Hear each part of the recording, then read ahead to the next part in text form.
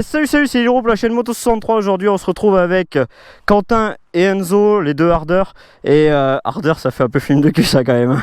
Mais bon, aujourd'hui on va faire une vidéo sur le top 10 des accessoires à avoir sur sa moto d'enduro. Le premier accessoire à avoir de toute façon, c'est de s'abonner à la chaîne et de mettre surtout un petit commentaire sur ce que vous avez vous comme accessoire sur votre moto. Ça peut être intéressant de savoir ce que vous mettez vous sur votre moto. Moi ça me donne des idées aussi pour la boutique, pour développer des trucs. Des fois je me dis tiens, il y en a un qui a un carter comme ça, il a fait cette modification dessus ou des choses comme ça. Ça me donne des idées et je peux y commercialiser pour vous après. Voilà, allez c'est parti. Alors vu que c'est un top 10 les gars, forcément le début du top 10 sera pas très intéressant, ça sera pas les pièces qu'on a forcément ultra besoin. Après c'est une liste personnel, c'est-à-dire qu'il y a peut-être des choses que vous allez vous dire moi j'en ai pas besoin, mais peut-être d'autres vont se dire moi j'ai plus besoin de ça que de ça. Moi c'est une liste que j'ai fait moi. Alors faut savoir un truc, c'est que dans cette liste j'ai pas mis le sabot, parce que le sabot sur beaucoup de Brel maintenant il est d'origine, sur la Sherco Factory c'est d'origine, sur une Husky c'est d'origine, donc je l'ai pas mis.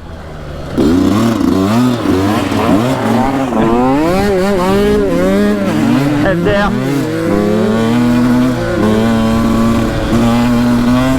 Pareil pour les têtes de fourche taille et masse, je les ai pas mis non plus parce que beaucoup de motos sont équipées aujourd'hui, même si c'est un accessoire qui est pas indispensable à mon goût, mais plutôt pas mal.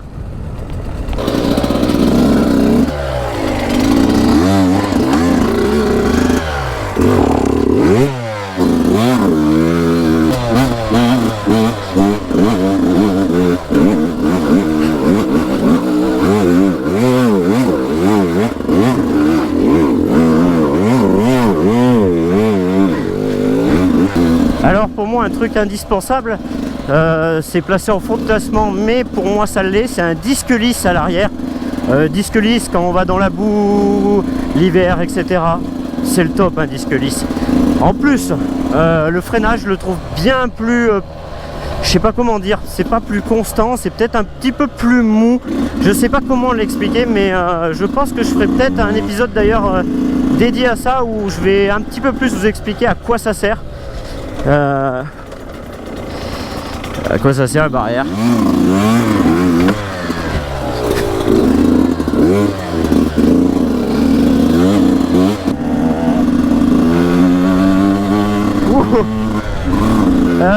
Alors l'autre truc qui est indispensable pour ma part, c'est le fil pour recharger la batterie.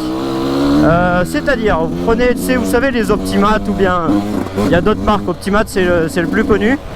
Et ben c'est pas mal parce que quand sur une Sherco la batterie se trouve en dessous du filtre à air et c'est bien le merdier pour l'atteindre, mettre un câble qui rallonge, c'est-à-dire qui rallonge le plus et le moins pour pouvoir donner une sortie de câble ou brancher la batterie. On peut le mettre presque à l'extérieur, qu'on n'ait pas besoin d'enlever de plastique d'enduro. Si vous voulez je vous mettrai de toute façon des petites photos à droite, à gauche, etc. pour vous expliquer ça. Mais ça, pour moi, c'est un des indispensables. C'est sûr que ça vous aide pas pour rouler, ça vous améliore pas en tant que pilote. Mais par contre, ça vous évite pas mal de problèmes. Parce que moi, la Sherco, c'est une batterie lithium. La recharger de temps en temps, c'est quand même plutôt pas mal. Surtout quand on fait de l'enduro. Je veux dire, une moto, une routière qui est utilisée tous les jours, basta. Une enduro qui est utilisée une fois par mois. Alors moi, j'utilise beaucoup plus qu'une fois par mois. Mais une moto qui serait utilisée une fois par mois, c'est la moyenne chez les gens qui font de l'enduro. Et ben c'est pas mal du tout. Vous voyez, je l'ai pas encore fait, mais moi je vais le faire. Je le garde toujours, chaque moto, je le récupère à chaque fois que je la vends et je le mets sur la prochaine. Tu l'achètes une fois, tu l'as à vie. Bref, la suite, protection de bras oscillants. Protection de bras oscillants, c'est pas mal, ça coûte pas très cher les gars, vous achetez ça un peu n'importe où. Moi j'en fais pas et je pourrais très bien en faire, mais je vois pas ce que j'apporterai de nouveau. Ce que j'aime quand je vends des trucs, c'est apporter quelque chose un petit peu de nouveau, comme les gants MBL, tu vois, les gants MBL, faut pas que je lâche la moto en pleine descente, mais les gants MBL ils ont un bourron, et ben j'ai apporté quelque chose de nouveau sur des gants, et voilà, j'ai pas la couture au bout des doigts comme j'aime moi. Après il y en a qui aiment pas mes gants, il y en a qui aiment mes gants, c'est le marché du commerce, c'est le marché, voilà, c'est comme ça, c'est les goûts et les couleurs, ça se commande pas. Protection de bras oscillants, il en a devant. Bien faire attention à une chose sur les protections de bras oscillants. C'est que de temps en temps les décrocher, hop, petit wheeling, de temps en temps faut les décrocher et les laver. Oh, joli petit wheeling, hein. De temps en temps, ouais, je disais, ouais, faut les décrocher, faut les enlever, quoi, et faut les laver. Parce que l'eau passe au milieu et des fois ça rouille certains éléments du bras oscillant.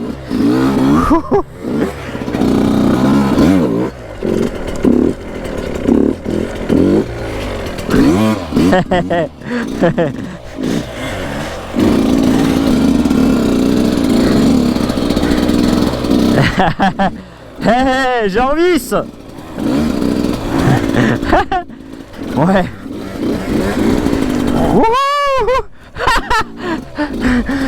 Les gars, j'en profite que je suis devant ma moto qui pisse l'huile. Bon bref, c'est le pot d'échappement. J'en profite pour vous dire qu'il y a un élément qui est important sur une moto, c'est la protection de cadre. Je pense qu'on en a tous. Hein, ouais, on en a tous.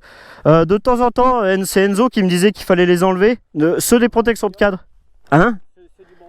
Ceux du bras oscillant, ouais, je l'aurais dit. Mais le cadre, tu les enlèves des fois? Non, tu voyez, donc protection de cadre, ça vaut que dalle, hein. Franchement, ça doit valoir quoi, 20-30 balles. Ça te sauve ton cadre, parce que vu dans l'état où c'est là, ma moto, elle a à peine 20 heures, elle est toute arrachée de partout. Le frottement des bottes. Ouais, frottement des bottes, mais il n'y a pas que ça, là. Là, il n'y a pas que le frottement des bottes, hein, après, mais bon. Bref, tout ça pour dire, voilà, j'ai fait une petite pause wheeling, ils ont revu de la vidéo, au moins. T'inquiète, rigole pas, parce qu'ils te verront. Alors, un autre élément qui me paraît indispensable et que j'ai pas sur ma moto, c'est ici, hop, juste devant là, de mettre une petite corde ou bien un petit treuil. Je vous mettrai quelques photos toujours pour illustrer. Dans les grimpettes, quand un pote a besoin de te tirer sur du hard, on a tendance à en faire assez souvent. Wouhou, un petit arbre. Voilà, là je veux bien faire du trial, mais le passer avec truc, faudrait mettre un appui devant ou quelque chose parce que là, là c'est chaud. J'ai pas les cojones. Bon, tout ça, voilà. Bon, petite corde devant ou petit treuil qui va vous permettre dans les moments un petit peu hard qu'on vous tire la moto plus facilement, parce que tirer une seule fourche ça te fait partir la moto sur le côté, tirer le guidon c'est jamais agréable pour le pilote. Une chose est sûre, là vous allez vous dire c'est très marketing parce que j'en vends, mais repose-pied large, alors là je les ai pas, comme vous pouvez le voir je les ai pas, mais repose-pied large c'est la base, ça me gêne super, je les ai pas encore fait pour les Sherco 2022, mais sachez une chose, c'est que c'est en cours de préparation. Il y a des potes à moi qui sont passés chez Sherco, je vais en faire, mais ça pour moi c'est quelque chose d'impossible à oublier sur une moto. Ça apporte tellement de confort, on est tellement bien. Vous allez vous dire ouais c'est marketing s'il nous dit, mais c'est réel. Je pense que même dans les commentaires il y en a qui peuvent le dire, qui utilisent ça sur leur bécane. T'as pas envie de revenir au cale-pied normal, et quand un pote te prête sa moto tu dis ouais mais tes cale-pieds ils sont tout fins. Avoir des cale-pieds larges c'est trop de la balle. Pour faire des pieds anglais, pour faire n'importe quoi, ça accroche, tu sens vraiment sous ton pied, t'es pas là en équilibre comme ça. En plus généralement ils ont des picots un petit peu plus longs, ce qui va permettre ah ouais, impeccable, ouais, on y est là. Bon, la chose aussi qu'il faut mettre et que j'ai toujours pas mis et qui est en conception depuis 2 ans, tout le monde m'en parle sur Instagram. D'ailleurs mon Instagram moto63-du-bas, tout le monde m'en parle à chaque fois que je les poste. C'est quand que c'est en vente, c'est les leviers retournables, tu vois. Mais là vous allez voir que dans la prochaine vidéo il va y avoir des leviers retournables. Vous verrez aussi que dans les anciennes vidéos j'ai des leviers retournables. Sauf que j'en ai essayé plein des leviers retournables et j'en ai essayé de différents fournisseurs, parce que c'est pas moi l'usine, hein, vous le savez très bien. C'est soit des importations, soit des dessins. J'en avais trouvé un qui était top, j'avais parlé dans une vidéo, c'était un levier qui était retournable et creusé à l'intérieur là. Donc bon, gain de poids, on s'en branle bien fort j'ai envie de dire, mais il était creusé et j'avais fait faire le dessin arrondi. Et bah franchement ça allait hyper bien. Je sais pas si je suis au bon endroit parce que je discute, mais du coup je vais pas aussi vite qu'eux. Il était retourné, il était super bien. Ce qui allait pas c'est le ressort pour le faire revenir. Je trouvais qu'il était pas, c'était pas très ouf quoi.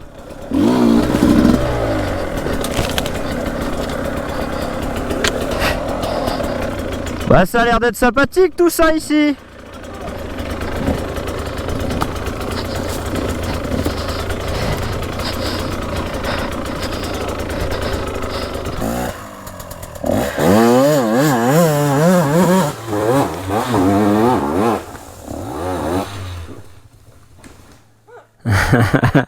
Alors on continue la liste les gars. Le truc qu'il faut absolument c'est protection de radiateur. Moi je les ai, protection de radiateur. La marque que j'ai toujours pris, c'est je crois que ça s'appelle Mecha System. J'ai toujours pris ça, je crois que ça en est là-dessus aussi. Moi j'avais trouvé ça pas mal. Du moment que tu as des protections, c'est l'essentiel. Tu prends pas les protections Shintok. J'ai déjà essayé, ouf. J'ai déjà essayé, c'est pas ouf hein, ça casse pas 3 pattes et un canard. Oh, Juste en kick est là, donc non là, juste là, enfin, je crois que c'est bien.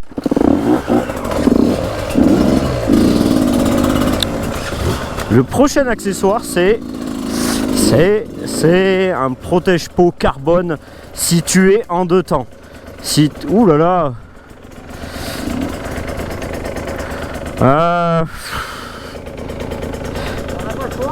On n'a pas le choix, ouais. Donc ouais, je disais protection. Regarde, moi j'en ai une. Ça va super bien.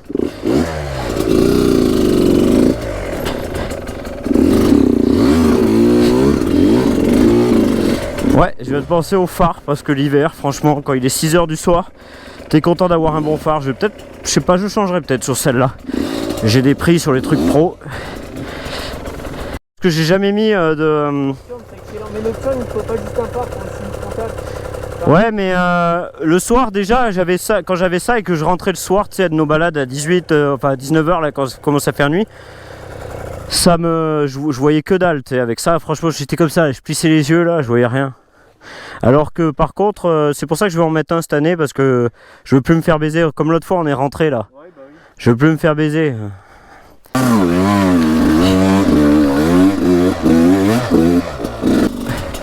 Dans un ruisseau, moi ce que j'essaye de faire en ce moment, c'est pas enlever les pieds des cale-pieds pour gagner en technique, un peu comme en trial. Tu vois là ici, ce que je disais tout à l'heure, le sabot au début de la vidéo, t'as pas de sabot, t'es cuit mon pote ici. Hein. Surtout moi que je rabaisse les motos là.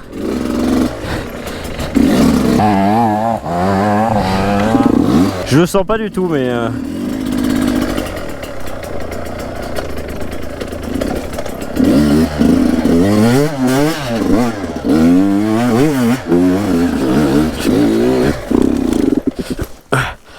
Bah écoute, elle est pas si mal montée que ça hein. Mais c'est que j'avais pas de confiance mais...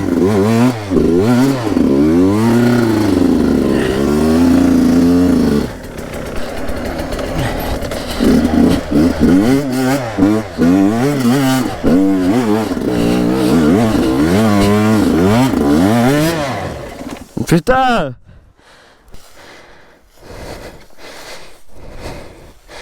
C'est bon!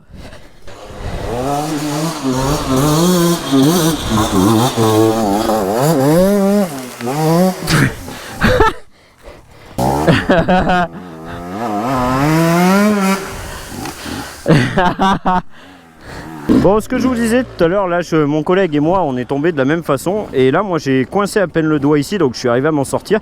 Et ce que je déconseille comme accessoire, c'est l'accessoire complet, c'est-à-dire celui qui vient complètement comme ça. Parce que là, tu passes la main, tu tombes, paf, fracture. Et dans plein de domaines, dans plein de domaines, non, dans plein de situations, ça arrive, tu vois. Dans plein de situations, il y a des mecs qui se sont fait mal. Et si je me trompe pas, arrêtez-moi si je dis une connerie, mais il me semble bien que c'est interdit en ligue. Donc c'est pas pour rien, mettez-y pas, ça, vous allez vous faire mal. À la limite en super motard, si vous faites une double monte, et encore, c'est pas ouf. Après vous savez comme c'est, oula, comme c'est difficile de parler en faisant de l'enduro. J'essaye d'être le plus concis possible, d'être le plus précis quand même possible. Mais c'est jamais... Oula, il se passe quelque chose, ils me suivent plus. Après, c'est jamais facile. C'est jamais facile de conduire, en même temps parler. Ça te distrait beaucoup, il faut reprendre sa concentration. Il y a des moments, surtout en enduro, pour ceux qui en font, ils sont quand même au courant. Allez, je vous laisse, parce que de toute façon la nuit va commencer à tomber. Allez, salut les gars, bye. Merci à vous en tout cas de suivre la chaîne. Bye.